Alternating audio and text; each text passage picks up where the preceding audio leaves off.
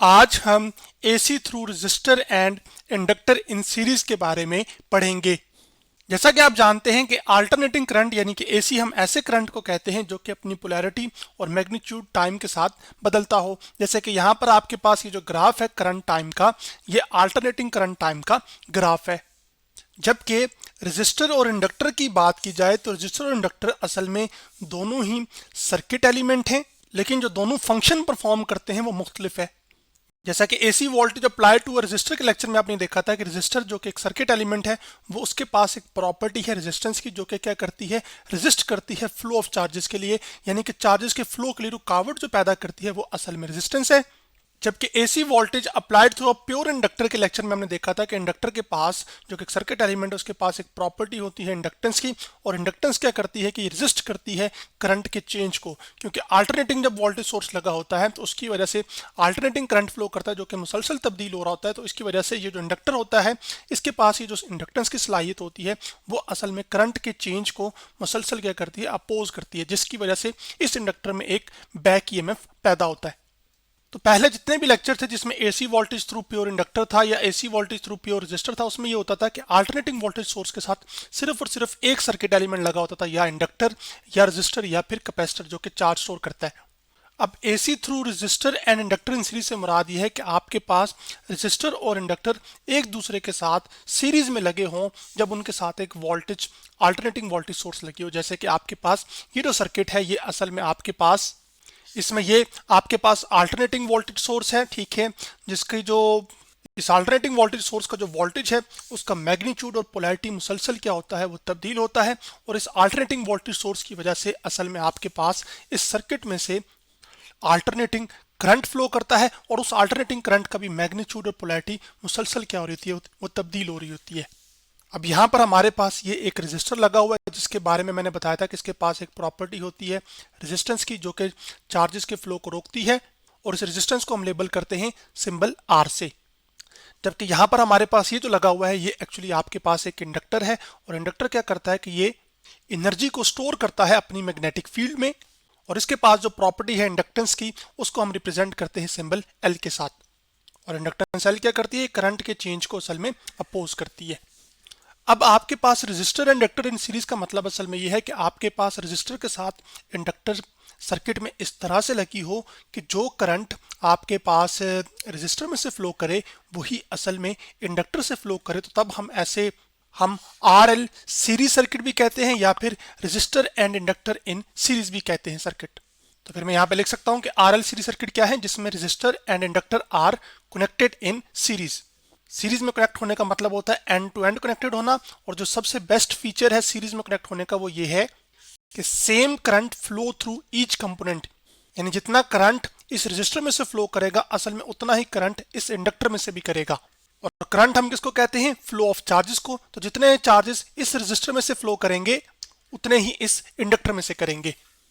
तो अब हमने रेजिस्टर और इंडक्टर के साथ ये जो अल्टरनेटिंग वोल्टेज सोर्स लगाई है, ये हमारा असल में क्या है, इनपुट वोल्टेज है। तो इस इनपुट वोल्टेज को मैं असल में आपके सामने रिप्रेजेंट कर देता हूँ सिंबल V, जो कि वोल्टेज को रिप्रेजेंट कर रहा है, और IN का मतलब यहाँ पे होगा इनपुट वोल्टेज। इस इनपुट वोल्टेज की वजह से एक्चुअली अल्टरनेटिंग करंट इस सर्किट में फ्लो करेगा। तो इस रेजिस्टर के अक्रॉस जो वोल्टेज ड्रॉप होगा, यानी कि जब चार्जेस सर्किट में फ्लो करते हैं तो वो असल में जो चार्जेस के फ्लो की वजह से एनर्जी होती है वो इलेक्ट्रिकल एनर्जी होती है। तो वो इलेक्ट्रिकल एनर्जी हीट की फॉर्म में भी लॉस हो सकती है, लाइट की फॉर्म में भी हो सकती है। तो जो वोल्टेज होगा इस रेजिस्टर के अक्रॉस उसको हम कह रहे हैं VR। इसी तरह इस इंडक्टर के अक्रॉस जो वोल्टेज होगा वो असल में होगा VL। तो अब किरचॉफ वोल्टेज लॉ के मुताबिक the summation of voltage drops across R and L equal to input voltage, यानी कि जितना इनपुट वोल्टेज दिया जा रहा है वो बराबर होना चाहिए आपके पास जो वोल्टेज ड्रॉप होगा इस सर्किट में जो लगे हुए कंपोनेंट्स हैं। इसमें एक कंपोनेंट आपके पास ये रेजिस्टर है, जबकि दूसरा इंडक्टर है। तो यानी कि आपके पास जो इनपुट वोल्टेज है Vin, वो बराबर होगा आपके पास वोल्टेज अक्रॉस रेजिस्टर जो कि VR होगा, प्लस आपके पास आ जाएगा वोल्टेज अक्रॉस इंडक्टर जो कि असल में VL है। अब वोल्टेज जो इस रेजिस्टर के अक्रॉस ड्रॉप हो रहा होगा जो कि VR है, वो असल में बराबर होता है कितना करंट जो कि I है वो फ्लो हो रहा है, और साथ इस रजिस्टर की जो रेजिस्टेंस है जो कि चार्जेस के फ्लो को रोकती है वो, तो आई आर आ जाएगा।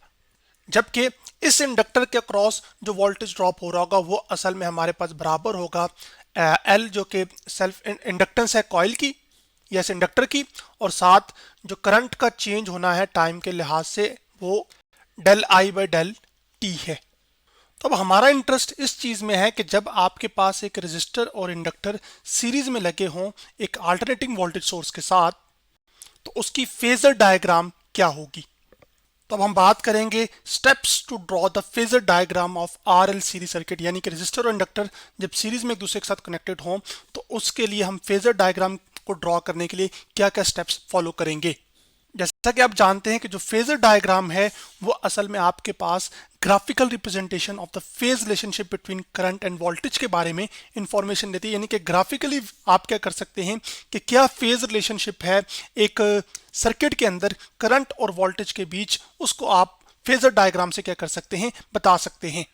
उसके साथ साथ फेजर डायग्राम आपको इस चीज के बारे में इंफॉर्मेशन देती है कि जब आपके पास circuit elements alternating voltage source के साथ लगे हों तो करंट और वोल्टेज में से एक्चुअली कौन सी क्वांटिटी जो है वो लीड कर रही होगी और कौन सी लैग कर रही होगी। तो फिर मैं लिख सकता हूं कि it provides information about which quantity leads और लैग। और यहाँ पर जो हमारा इंटरेस्ट है वो करंट और वोल्टेज में है, तो लीड और लैग का जो कॉन्सेप्ट है वो फिर हम करंट और वोल्टेज पर ही लगाएंगे। जबकि यहाँ पर जो फेज है ये असल में आपको ये बताता है कि किसी भी इंस्टेंट ऑफ टाइम पर अल्टरनेटिंग वोल्टेज या अल्टरनेटिंग करंट की क्या लोकेशन है। जैसे कि आपके पास यहाँ पर अल्टरनेटिंग वोल्टेज का ग्राफ ड्रॉ किया गया है टाइम के लिहाज से और हर टाइम एक डिफरेंट एंगल को क्रॉसपॉन्ड कर रहा है। तो ये जो वेव फॉर्म है असल में डिफरेंट इंस्टेंट टाइम पर डिफरेंट वोल्टेजेस की वैल्यू है ना, तो वो असल में हम जो पता लगाते हैं वो किससे लगाते हैं, वो उसके फेज से लगाते हैं कि किसी भी इंस्टेंट ऑफ टाइम पर यानी कि वक्त के किसी भी लम्हे पर जो वोल्टेज की क्या वैल्यू होगी या करंट की क्या वैल्यू होगी अगर हम अल्टरनेटिंग करंट की बात कर रहे हैं। जब हम फेजर डायग्राम ड्रॉ कर रहे होते हैं आरएल सीरीज सर्किट की, तो इसमें हम ये करते हैं कि current I is taken as a reference. तो हम इसमें ये करते हैं कि जो करंट आई है उसको हम रेफरेंस के तौर पे लेते हैं। वो इस वजह से क्योंकि चाहे रेजिस्टर हो चाहे इंडक्टर लगा हो, दोनों में से जो करंट फ्लो हो रहा है वो असल में सेम है, इस वजह से हम इसको एज रेफरेंस लेते हैं। तो यहाँ पर आपके पास मैं अब आपके सामने ये एक डायग्राम ले आया हूँ जिसमें आपके पास एंगल्स जो कि असल में फेज के बारे में इंफॉर्मेशन देते हैं वो आपके पास यहाँ पर रिप्रेजेंट हुए हुए हैं एक इस डायग्राम के अंदर, जिसमें हर दो लाइंस के बीच एक्चुअली जो स्पेसिंग है वो 30 डिग्री की है। तो जो टोटल एक रेवोल्यूशन है यानी कि इस पॉइंट से आप स्टार्ट करें और वापस घूम के इसी पॉइंट पर आ जाएं तो इसमें जो टोटल एंगल कवर होगा वो 360 डिग्री होगा। अब करंट को चूंकि हमने रेफरेंस लेना है तो मैंने करंट को रेफरेंस ले लिया, यानी कि वो इस लाइन के 0 डिग्री के एंगल के क्या आएगा, बिल्कुल पैरेलल आएगा। और इसको मैंने आपके सामने एक नीली लाइन से क्या किया है, ड्रॉ किया है। तो ये हमारे पास क्या है, करंट आई। जबकि अब हमारे सर्किट में आपके पास एक तो रेजिस्टर लगा है और एक इंडक्टर लगा हुआ है। तो सबसे पहले मैं बात करता हूं रेजिस्टर के लिए करंट और वोल्टेज की फेजर डायग्राम की, जो कि आपने पिछले लेक्चर्स में देखा था। Phasor diagram for pure resistive AC circuit, जिसके अंदर आपके पास एक अल्टरनेटिंग वोल्टेज सोर्स के साथ सिर्फ अगर रेजिस्टेंस लगी हो तो हम उसको क्या कहते थे, प्योर रेजिस्टिव सर्किट। और उस प्योर रेजिस्टिव सर्किट के अंदर आपके पास करंट और जो वोल्टेज थे वो असल में इन फेज थे और उनके बीच का जो फेज डिफरेंस था वो असल में क्या था, वो जीरो था। यानी कि करंट और वोल्टेज आपके पास अपनी जो पीक वैल्यूज थे वो सेम टाइम के ऊपर क्या कर रहे थे, गेन कर रहे थे। इस वजह से ना ही कोई क्वांटिटी लीड कर रही थी और ना ही लैग कर रही थी। तो इस वजह से सबसे पहले मैं आपके सामने अब जो वोल्टेज ड्रॉप हो रहा होगा ना इस रेजिस्टेंस के अक्रॉस जो कि वी आर है, उसका करंट के साथ जो फेज है वो मैं ड्रॉ कर रहा हूं यहां पर, क्योंकि वोल्टेज और करंट क्या थे, वो इस प्योर रेजिस्टिव सर्किट के अंदर क्या थे, वो इन फेज थे। तो यहां पर भी वो क्या रहेंगे, वो इन फेज ही रहेंगे। तो ये जो है ना लाल रंग का जो तीर का निशान है, ये असल में आपके पास वोल्टेज अक्रॉस क्या है, रेजिस्टर है। तो यहां पर मैं लिख सकता हूं कि voltage and current are in phase for resistance. अब इसी तरह हम क्या करेंगे कि अब जो हमारे पास सेकंड जो सर्किट एलिमेंट लगा हुआ है वो इंडक्टर है, और इसके बारे में हमें ये पता है कि जो फेजर डायग्राम थी आपके पास एक प्योर इंडक्टर सर्किट के लिए, जैसे कि आपके पास इस सर्किट में एक अल्टरनेटिंग वोल्टेज के सोर्स के साथ सिर्फ एक इंडक्टर लगा हो, तो उसके लिए जो फेजर डायग्राम हमने देखी थी उसमें यह था कि आपके पास जो वोल्टेज V था वो लीड कर रहा था करंट I को कितने एंगल के साथ, 90 डिग्री एंगल के साथ।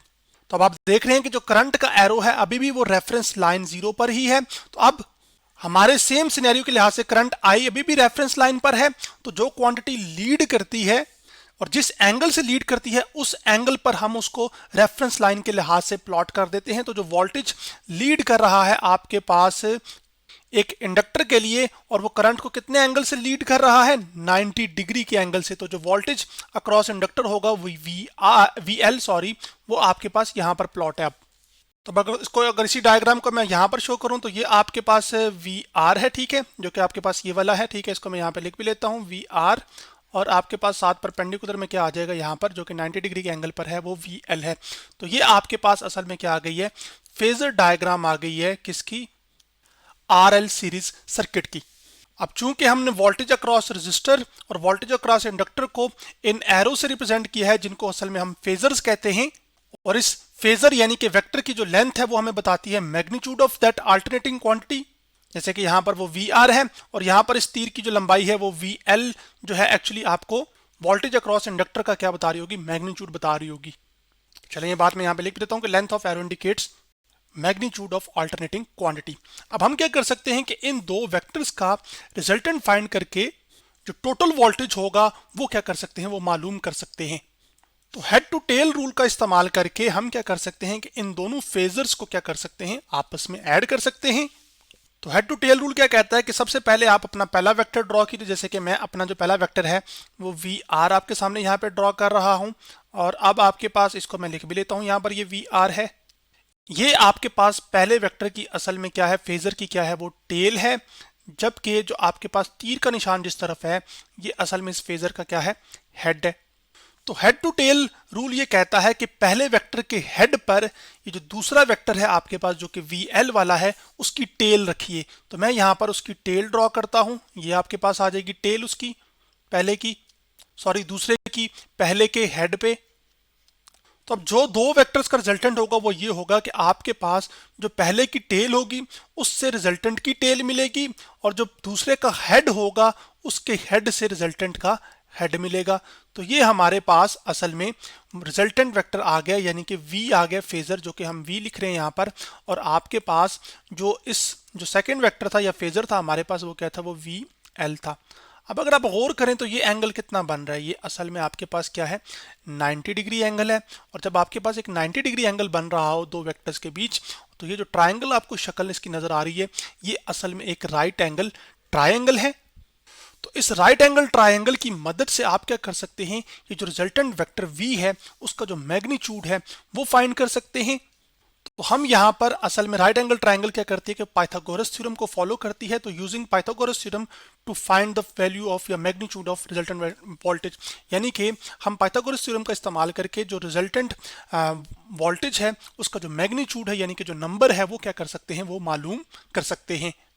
अब पाइथागोरस थ्योरम क्या कहता है आपके पास, वो ये कहता है कि जो हाइपोटेन्यूज का स्क्वायर होता है, यानी कि ये आपके पास जो साइड है ये हाइपोटेन्यूज है, तो हाइपोटेन्यूज का जो स्क्वायर होता है वो असल में आपके पास बराबर होता है जो एंगल असल में आपके पास ये बन रहा है ना, तो एंगल की जो सामने वाली साइड होती है वो असल में कहलाती है परपेंडिकुलर। तो परपेंडिकुलर का स्क्वायर, ठीक है, और साथ साथ प्लस आ जाएगा यहाँ पर, और आपके पास बेस का स्क्वायर। तो जो हाइपोटेन्यूज है वो आपके पास V है, तो यहां पर क्या आ जाएगा, V का स्क्वायर। जबकि जो परपेंडिकुलर है वो आपके पास क्या है, वो VL है, तो यहां पर आ जाएगा VL का स्क्वायर, प्लस जो बेस है आपके पास वो VR है, तो बेस का स्क्वायर आ जाएगा VR का स्क्वायर। अब मैग्नीट्यूड फाइंड करने के लिए हम स्क्वायर को क्या खत्म करने के लिए क्या करेंगे, दोनों तरफ स्क्वायर रूट ले लेंगे। So taking square root on both sides, उससे होगा ये कि आपके पास इधर भी स्क्वायर रूट आ जाएगा, ठीक है, V का स्क्वायर। अब मैं मुकम्मल करके लिख देता हूँ, और आपके पास राइट हैंड साइड पे दोनों टर्म्स के ऊपर एक ही स्क्वायर रूट आएगा क्योंकि वो सम हो रही है। तो VR का स्क्वायर प्लस क्या आ जाएगा, VL का स्क्वायर। ये स्क्वायर्स के रूट से कैंसिल आउट हो जाएगा। तो यूं आप क्या कर सकते हैं कि आपके पास जो मैग्नीट्यूड है रिजल्टेंट वोल्टेज का, जब एक सर्किट के अंदर रेजिस्टर और इंडक्टर सीरीज में लगे हों, तो आप इस रिलेशन से क्या कर सकते हैं, वो डिटरमिन कर सकते हैं, जिसमें VR वोल्टेज अक्रॉस रेजिस्टर होगा उसका स्क्वायर लेना है, इसी तरह जो वोल्टेज अक्रॉस इंडक्टर होगा उसका आपने स्क्वायर लेना है, फिर दोनों के स्क्वायर्स को ऐड करना है और उसका स्क्वायर रूट ले लेना है। तो यूं आप रिजल्टेंट वोल्टेज फाइंड कर लेंगे किसके अक्रॉस, एक ऐसे सर्किट में जिसमें रेजिस्टर और इंडक्टर सीरीज में लगे हों अल्टरनेटिंग वोल्टेज सोर्स के साथ। तो अब जो बकिया डिटेल्स हैं हमारे पास AC through resistors and inductor in series की, वो फिर हम अब नेक्स्ट लेक्चर के अंदर डिस्कस करेंगे।